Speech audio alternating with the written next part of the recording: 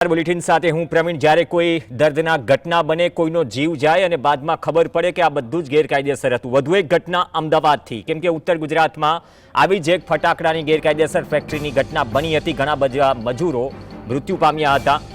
હવે અમદાવાદમાં રામોલથી ગટરાજ road Mahemadpura talent ફટાકડાની factory જ્યાં આગ લાગી અને 8 લોકોના મોત છે, 10 લોકો ઇજાગ્રસ્ત છે। એલજી હોસ્પિટલમાં ઇજાગ્રસ્તોની સારવાર ચાલી રહી છે। રામોલ આરએએફની ટીમે બચાવ કામગીરી શરૂ કરી હતી। રેપિડ એક્શન ફોર્સ પહોંચી હતી, મેયર પણ પહોંચ્યા, ઉચ્ચ અધિકારીઓ પણ પહોંચ્યા અને મેયરે કહ્યું કે ફટાકડાની ફેક્ટરી ગેરકાયદેસર હતી, જે ફેક્ટરીમાં આગ લાગી અને ઝૂંપડામાં આ ફેક્ટરી ચાલતી હતી। તો આવી ભૂતકાળમાં પણ અનેક ઘટનાઓ બની ચૂકી છે મહાનગરોમાં આ પ્રકારની ફેક્ટરીઓ, જે ફેક્ટરી મેહુલ ડોડિયા નામનો શખ્સ ચલાવતો હતો। આ ઘટના સ્થળના દ્રશ્યો છે। આગ ઓલવાઈ ગઈ છે, પણ એ પછી જે તારાજી સર્જાઈ અથવા તો 8 લોકોના મોત થયા, તો અત્યાર સુધી જે ફેક્ટરી ધમધમતી હતી, શું તંત્રની જાણ બહાર હતી? મધ્યપ્રદેશની આસપાસના જ્યારે મજૂરો ઉત્તર ગુજરાતમાં ગેરકાયદેસર ફટાકડાની ફેક્ટરીમાં મોતને ભેટ્યા હતા, બારોબાર લાશ મધ્યપ્રદેશ મોકલી દેવાઈ હતી, તેવા પણ આક્ષેપ થયા। તો વધુ એક એવી દુર્ઘટના જેના પર પીએમ મોદીએ પણ દુઃખ વ્યક્ત કર્યું છે અને મૃતકના પરિવારજનોને સહાય પણ જાહેર કરવામાં આવી છે। एरिया के अंदर ये लोग फटाखा बनाने का काम कर रहे थे, जहाँ पे प्रथम दृष्टया ये जानने को मिला है कि 12 से 15 लोग यहाँ पे काम कर रहे थे। जो यहाँ से रेस्क्यू किया गया, उसमें अलग अलग पुलिस की टीमों द्वारा, एएमसी की टीमों द्वारा, 108 के द्वारा अलग अलग हॉस्पिटल्स में लोग ले जाए गए हैं। अभी तक 8 से 10 लोगों को हॉस्पिटल भेजा गया है और जो उनमें से कुछ लोग क्रिटिकल है। अहमदाबाद सिविल ने अभी तक एक डेथ कन्फर्म करी है। સહયોગી જતીન ઘટના સ્થળ પરથી જોડાશે। જતીન, મેયરથી લઈને ઉચ્ચ અધિકારીઓ આવ્યા અને કહ્યું કે આ તો ઝૂંપડામાં ફટાકડાની ફેક્ટરી ચાલતી હતી। કેટલા સમયથી ઝૂંપડામાં ચાલતી હતી ફેક્ટરી? અત્યાર સુધી શું ધ્યાને ન આવી? કેમ કે વધુ એક ઘટના છે જેમાં 8 જેટલા લોકો એ જીવ ગુમાવ્યા છે। પ્રવીણ, બિલકુલ પહેલા સીધા દ્રશ્યો બતાવી દઈશું કે વાજગામ જે રામોલથી ત્રાગડ જતો રોડ છે, ત્યાંના આ ફેક્ટરી જે કેનલ પાસે આવેલી ફેક્ટરી હતી, ત્યાં આગળ ભીષણ બ્લાસ્ટ થયો અને બ્લાસ્ટને કારણે થઈ જે આગ છે તે લાગી હતી। આગની અંદર વાત કરીએ તો છેલ્લા 3 વર્ષથી આ ફેક્ટરી ચાલતું હોવાનું જે અધિકારીઓ જે દ્વારા કહેવામાં આવી રહ્યું છે।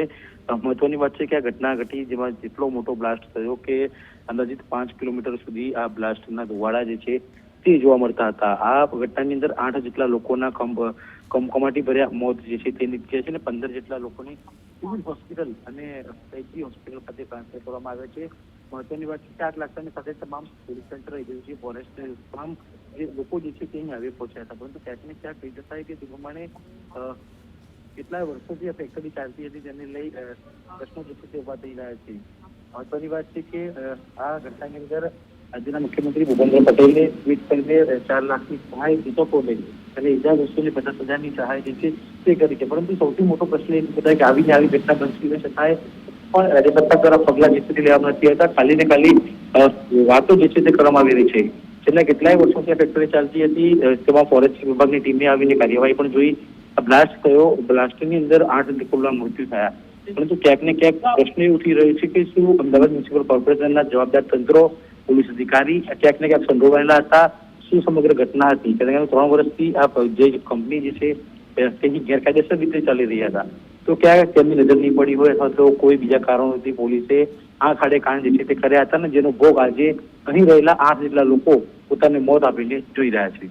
જી, ધન્યવાદ સમગ્ર અપડેટ બદલ જતીન। તો ઘટના સ્થળ પર જે વાત કરી કે 3 વર્ષની આસપાસથી આ ફેક્ટરી ચાલી રહી હતી, તો ત્યાં સુધી શું થયું એ સવાલ છે।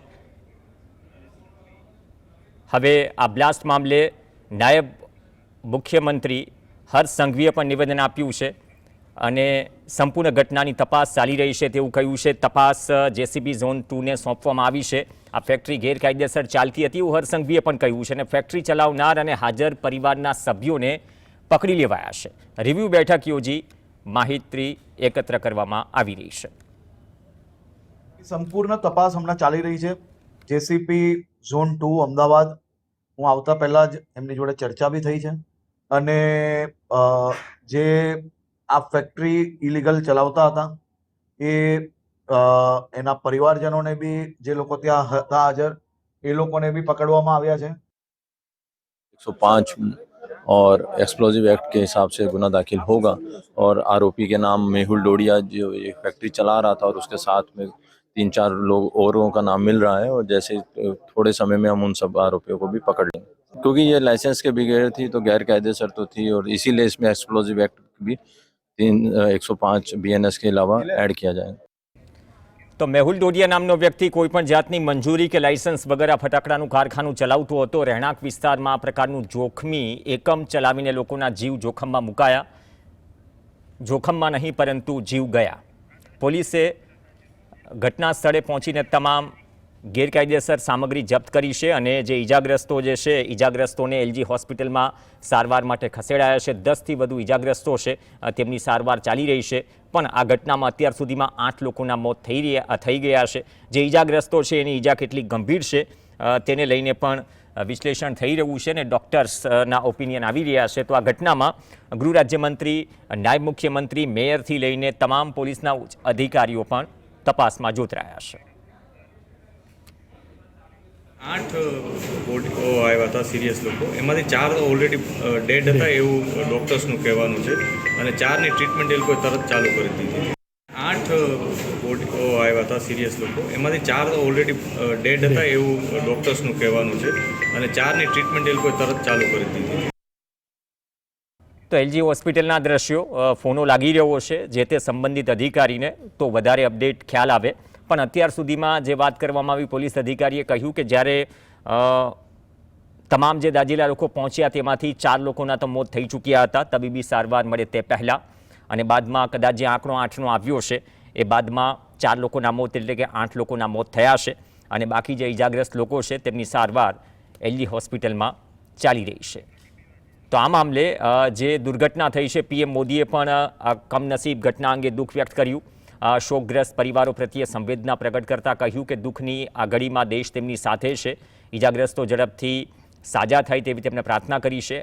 સ્થાનિક વહીવટી તંત્ર પ્રભાવિત લોકોને તમામ સંભવિત મદદ પૂરી પાડી રહ્યું છે। તો મયુર પાટીલ સાહેબ જોડાશે, ડીસીબી ઝોન 8। મયુરજી, સ્વાગત છે આપનું જીએસટીવીમાં। મયુરજી, અત્યાર સુધી જે વાત સામે આવી છે, છેલ્લી અપડેટ શું છે ઈજાગ્રસ્તોને લઈને અથવા તો આ જે ફેક્ટરી ગેરકાયદેસર ધમધમતી હતી તેને લઈને આ ઘટનામાં? 5 લોકો મૃત જાહેર કરવામાં આવેલ છે, જેમાંથી 4 એલડી હોસ્પિટલમાં છે, એલજી હોસ્પિટલમાં, અને 1 સિવિલ હોસ્પિટલમાં છે, અને 5 સિવિલમાં સારવાર હેઠળ છે અને 5 એલજીમાં સારવાર હેઠળ છે।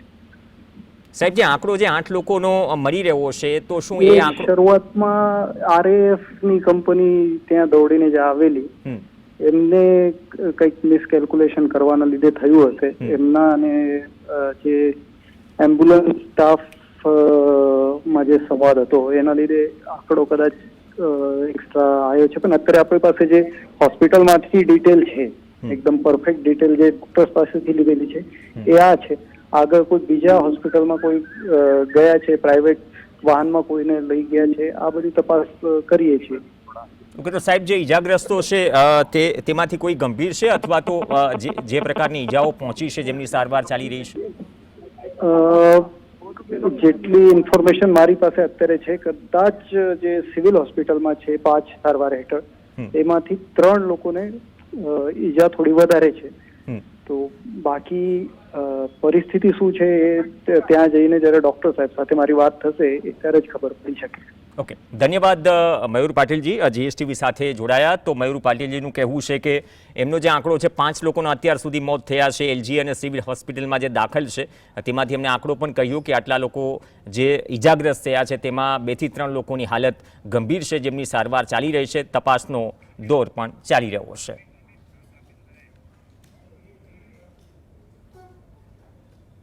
તો અમિત ડોગરે જોડાશે, ચીફ ફાયર ઓફિસર। અમિતજી, સ્વાગત છે આપનું। અમિતજી,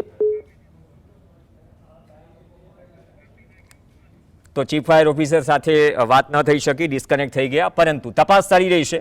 હવે ગેરકાયદેસર ફેક્ટરી છે તો ફાયર એનઓસીનો સવાલ જ નથી રહેતો। કદાચ આપી હોય તો આખે આખું ફાયર વિભાગ પર ગંભીર સવાલો ઉઠે। પણ આ સ્થિતિમાં ઘટના મોટી છે, નોંધ દિલ્હી સુધી લેવાઈ છે। જોઈએ તપાસના અંતે શું નીકળે છે અને જે આંકડો છે કમનસીબ રીતે જે લોકોએ જીવ ગુમાવ્યો છે એ આંકડો પણ વધે તેવી શક્યતા.